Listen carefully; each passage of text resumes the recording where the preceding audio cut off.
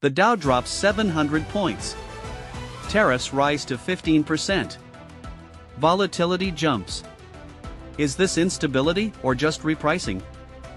Let's start with the obvious. Markets hate surprise. Trump escalates tariffs. VIX hits 21.17, up more than 10%. That's stress. Stress, yes. Panic, no. We've seen real panic.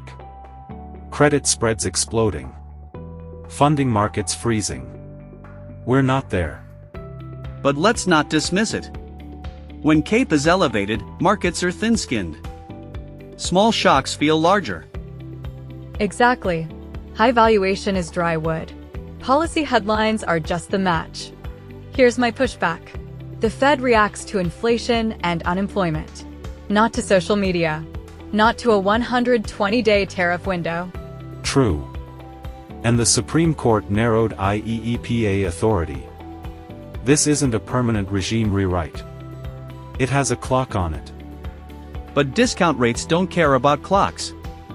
If policy tone shifts, multiples compress fast. That's math, not emotion. And tone may shift. If Kevin Warsh becomes Fed chair, markets may lose some policy comfort. Warsh isn't reckless. He was there during the financial crisis. He understands systemic risk. Yes, but he's been vocal about asset bubbles. He prefers discipline over reflexive liquidity. Which matters for long-duration tech. Tesla, Amazon future cash flow stories. Higher discount rates hit them first. So this isn't tech apocalypse. It's sensitivity to rates plus elevated valuation. Let's talk Fed put. If inflation remains sticky and Warsh leans disciplined, the market can't assume instant rescue. And that assumption has been embedded for years. Remove it, even slightly, and risk premiums adjust. But we should separate narrative from earnings. Are earnings collapsing? Not yet. That's the key. Valuation compression hurts. Earnings deterioration changes the cycle. So what changed today? Policy headlines intensified. Structure did not. I'll challenge that slightly. Structure didn't break. But fragility increased. Agreed. CAPE high plus less policy certainty equals thinner margin for error. And thinner margin means higher volatility baseline. Which brings us back to positioning. Extreme reactions rarely age well. Blind dip buying isn't strategy. Nor is liquidation because Reddit panics. Adjustment beats overreaction. If you're overexposed, ask one question: did fundamentals break or did multiples contract? Those are different problems. One is cyclical.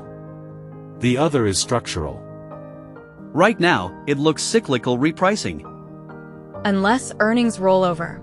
That's the next risk to watch. Watch inflation expectations. Watch the 10-year yield. Watch earnings revisions. And watch who sits in the Fed chair next year. If Warsh leads, markets may operate with less liquidity reflex. That's not bearish by default. But it demands discipline.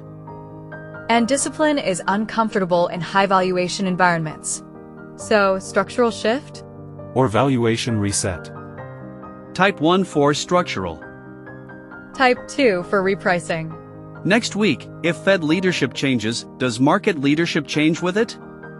Join us.